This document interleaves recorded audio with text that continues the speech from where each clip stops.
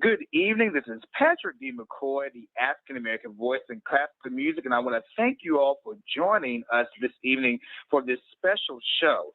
First of all, I want to certainly express my appreciation for you all for joining us on our last episode as we interviewed artistic advisor for jazz at the John F. Kennedy Center for the Performing Arts, Jason Miranda. It was such a wonderful show, and I thank you all for supporting that episode. Today is no exception. We have a very special show, and it's actually the third installment of another series on Patrick D. McCoy, the African American voice in music, called the Trailblazer Series. If you recall, this series started with tenor George Shirley, followed by soprano Leona Mitchell, and today we are joined by distinguished professor of voice at Howard University, Ms. Charlotte Wesley Holloman. I want to give you a brief introduction about Ms. Holloman. Ms. Holloman is certainly revered here in Washington, D.C. and nationally for her vocal pedagogy and all the contributions that she gives to the study of classical music and opera. She's maintained a vocal studio for over 25 years.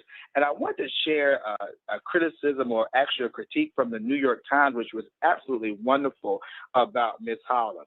It said, an extraordinary gifted young soprano named Charlotte Holland made her debut in the recital at Town Hall last evening. In her performance, Ms. Holloman demonstrated a vocal range and facility nothing short of phenomenal. She executed staggeringly difficult arias as casually as if they were Marchesi vocalistas. In the Flor di Face Amate from Vivaldi's Judith Triumphans, the long and coupled roulades appeared to be tossed off by Miss Holloman with the greatest of ease. The soprano made no less a spectacular showing in Mozart's difficult Mia Speranza Adorata. Miss Holloman even proved able to cope with the finale of Strauss's opera Daphne, written with typical Straussian disregard for vocal limitations.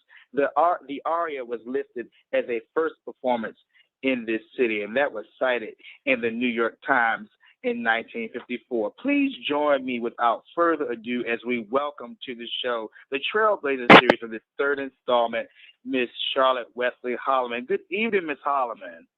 Good evening, Mr. McCoy. It is my pleasure to join you.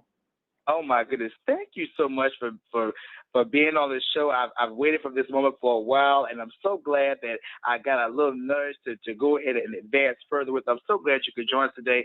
I mentioned in your bio that you are at Howard University. Could you tell the listeners just a little bit about your teaching there, and how did you end up at Howard? Well, let's say that I was almost born on the campus of Howard University. I grew up practically there because my father started teaching at Howard University in 1913. And he established, as far as I can gather, he was the first establisher of the history department there. And that was sometime, I'll say, 1914, 13, about that time. And I grew up, we had a home in Georgetown. And he was also the minister of a church there, Ebenezer AME Church. And I was born in the parsonage in Georgetown. Then we moved to the campus, practically the campus of Howard University. And I grew up in that area there and attended Washington, D.C. schools, and then graduated from Dunbar High School and ended up going to school at Howard. So that was the beginning of my upbringing. And I wanted really to study medicine, but my father didn't want me to. So I began to go into music, and I had been studying piano all of my life. So I went into piano for 4 years. And my father was quite for it because he had been a musician. At Fisk University, he was amongst the Jubilee singers of the class of 1911. Wow. And he sang with Roland Hayes, and quite an outstanding group of soloists, and they made an impression, of course, not the original Jubilee singers, but later on. And he actually sang for his graduation. He was a soloist at Fisk, I believe in the class of 1911. So that he was also very interested in music. When I went to it, he was pleased.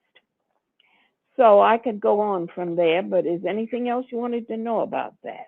Well, I just wanted to comment. I mean, that's so amazing because during such times when a lot of families, especially parents, stress to go into academic careers for stability, that's so amazing that your father, Dr. Charles H. Wesley, who had certainly strong academic roots, that he had a musical background himself, which I didn't know, and that he supported you in that. That's phenomenal. Yes, it was. And of course, my sister also did it. She eventually went on to Oberlin, but died before her time. And so I continued in the music era until I graduated from Howard and needed a credit to graduate. And I didn't know what to do. I needed one credit, had to give a piano recital. My program was tight. So I finally ended up taking voice, which was one credit, but taking voice from the one and only Todd Duncan, who was the first Porgy and Bess.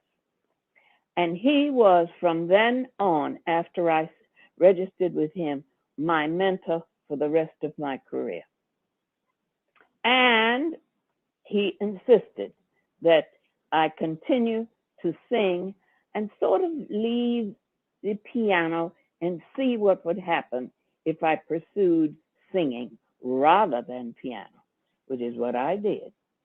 And it took me a while, but I managed to get into it and make a career out of it. So the piano was your first instrument? Piano was my first instrument. I started playing it at Howard University with an experiment of one of the teachers there. She wanted very young children to experiment on a thesis which she had about the physical capabilities of little children's fingers and their wherewithal in trying to produce the piano, produce them sounds at the piano. And I started that when I was about 4.5. I continued in the junior department of music until I was 16 or 15 years old. Then I entered Howard University and went in the regular music department. So that's that. So your music training was steep pretty early on, even in your teenage years, and it carried right over at your Howard. That is magnificent. Now I read a clip. I read an excerpt from one of your New York Times reviews. Could you maybe share with us maybe one of your early concert performances, perhaps one of your early debuts? How did you feel when that took place? Now, do you want to know about the first time I went on tour singing, or Yes, about ma'am. the very concert you gave a review on? When you actually went on tour to sing. Well, that was Todd Duncan. He had just completed a performance in New York, a run in New York of Porgy and Bess. And I was in New York working on my master's in voice. And he said, I've just signed a contract with Columbia Concerts, but they have insisted that I portray a good bit of Porgy and Bess music on my program. So I'm wondering if you could join me for singing just the certain portions of Porgy and Bess in a short tour throughout the United States. And I said, well, I was flattered to death.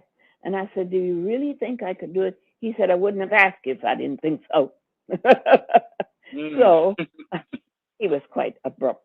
So I did. And it was quite an exposure. I sang with an orchestra. I also sang which was the very largest place I could have sung in, Eaton Hall in Toronto, Canada, with him. Then I did a few concerts in colleges. I'm trying to remember. There were about 6 or 8 concerts. And it, of course, moistened my ego to go on and try to do better than that. Of course, he did not utilize me again. He knew that I had to do further training, which is what I did. I came back and did further training in New York, continuing for about 8 years until his teacher, who taught me, began to teach me, told me she thought I should make a debut, which I did in 1954. Wow. So that's and now of course, go ahead. I'm sorry, please go ahead by all means. Well, I was going to say after that, of course, I did much more singing elsewhere. I won a Rockefeller grant, which took me to Tanglewood, and I did the opera workshop there in Boston, outside of Boston, in Massachusetts, for the summer. Did very well because I ended up doing a performance of Ida Maneo with the Boston Symphony. I also did a first performance of an opera by Ernst Tock, who was then the presiding composer in Germany.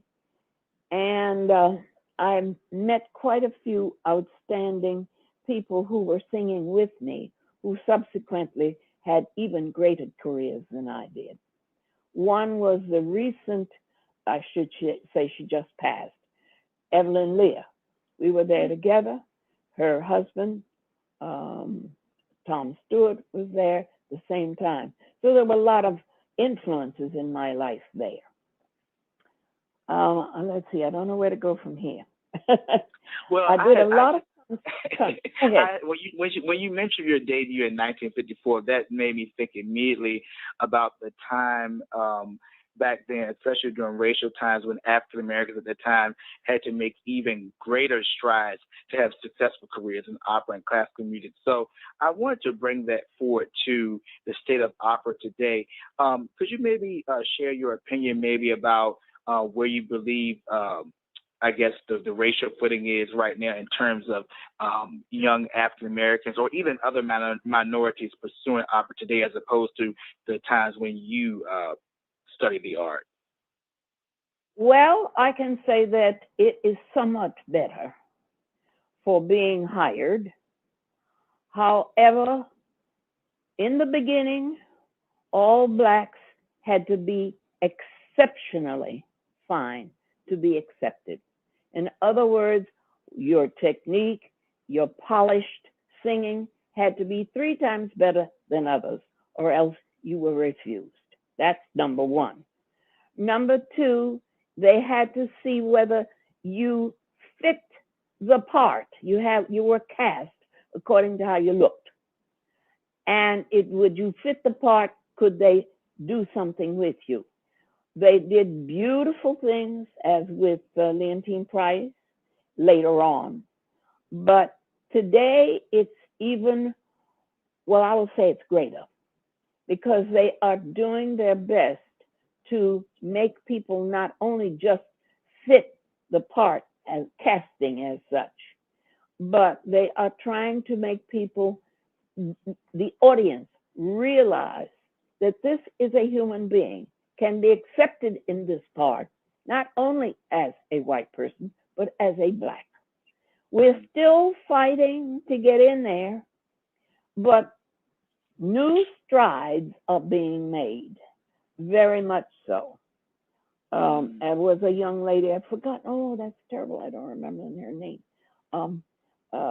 Angela Brown, who just last year, I believe it was, or we it before, she jumped in because she was ready and did an Aida at the Metropolitan, which was a big, big acceptance. The audience loved her. The newspapers loved her. She did very well. And I see where she's going to do now an Aida in Houston Opera next year.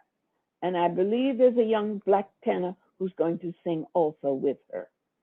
So strides are being made, but very slowly. Now, I didn't have too much of a problem because I was not doing opera in this country. I was doing opera in Europe. And I was a female.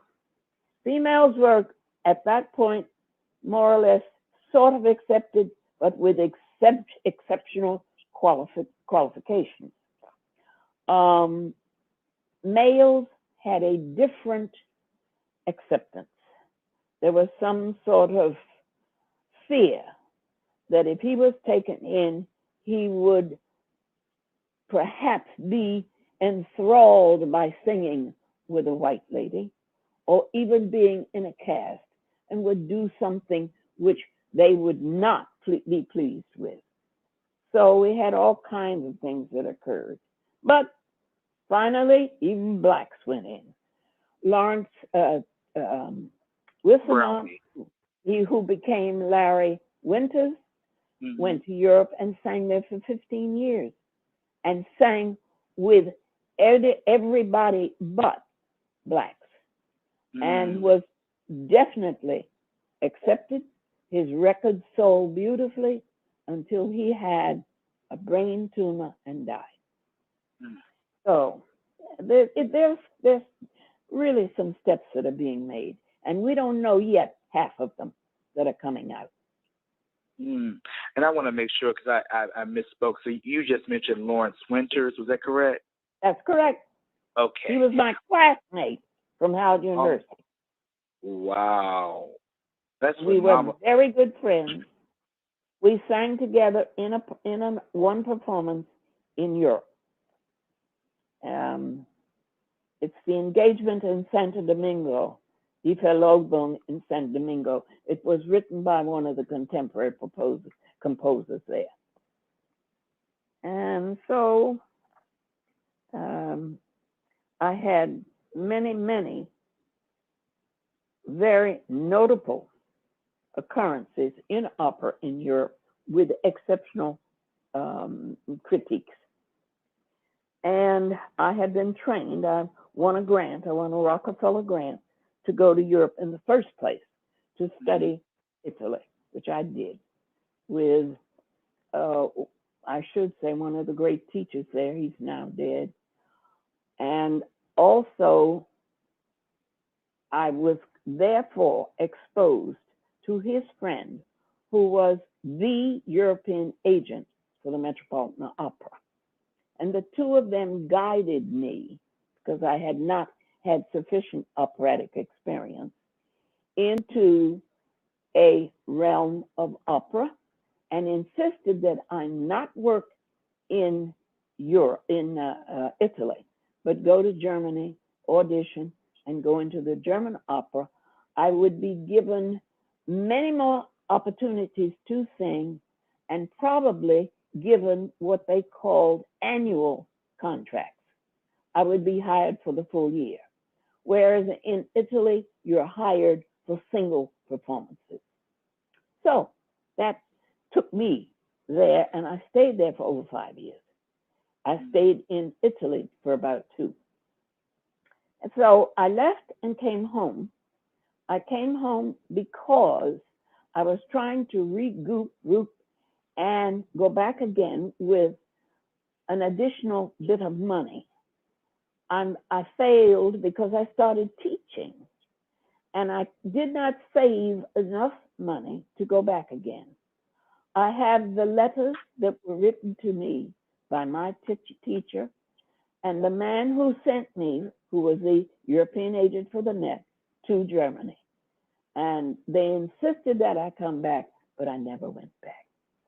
And I regret it to this day. I don't know what I would have done to get there, but I should have done something.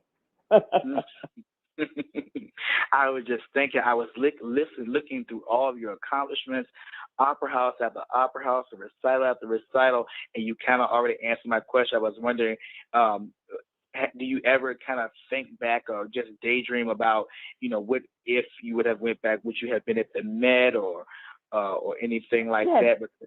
Mr. Bauer, who was the, as I said, European agent for the Met, knew that I was going to be back there, and Mm. even had my teacher half mentioned it. I had to come back, polish what I was doing before they would even try to send me back to the Met. So, in Mm. other words, he had originally said, "We're sending you to Germany. You're going to have to spend about 8 years here before you'll be ready to go out into the world." So I spent 5.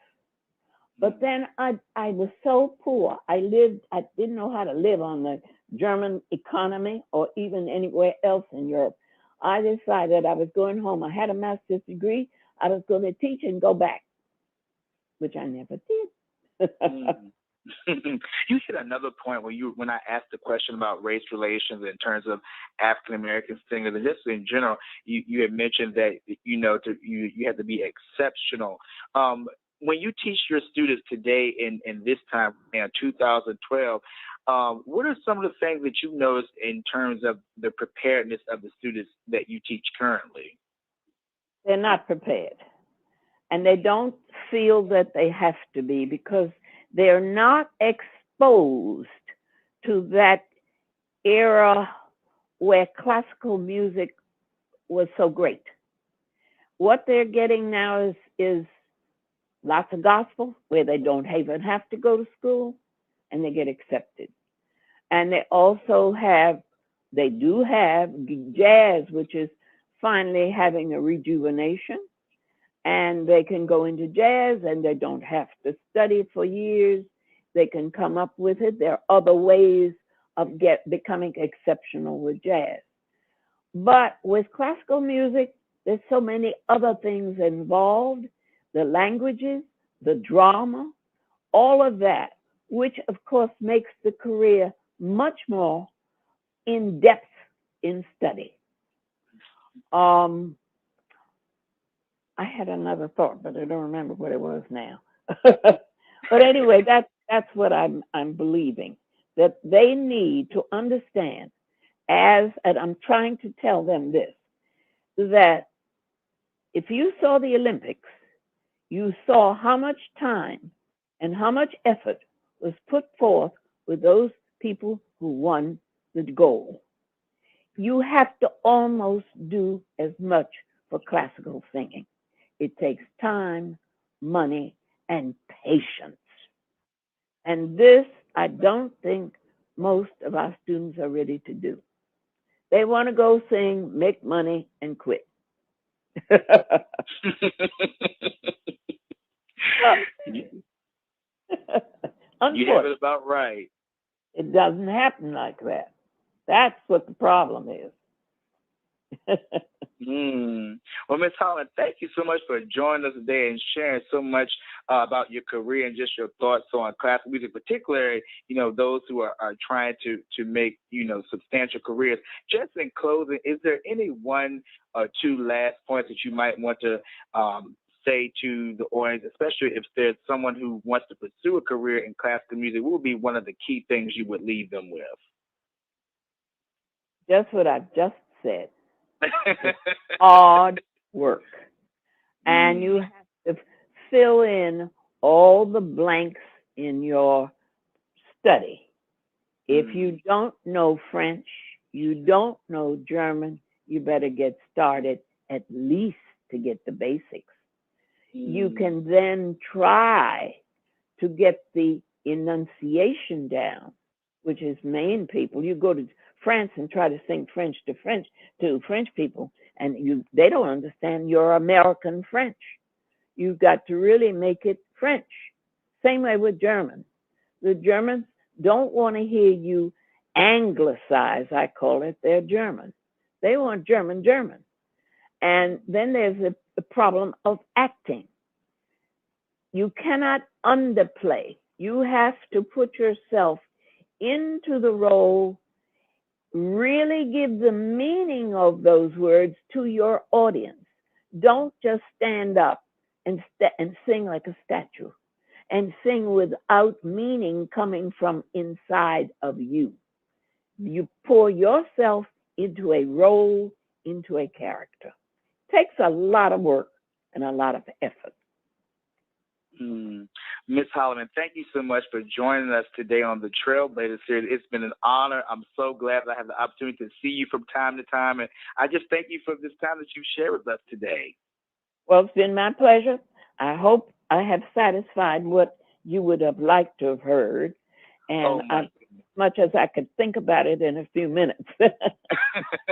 Well, I hope that I asked sensible questions. I think that it was a wonderful conversation, and thank you so much. I hope that you have a great evening. Thank you likewise. Okay, all right. Bye-bye. Thank you for having me. You're welcome. All right. Okay, Bye-bye. take care. Thank you so much. Thank you.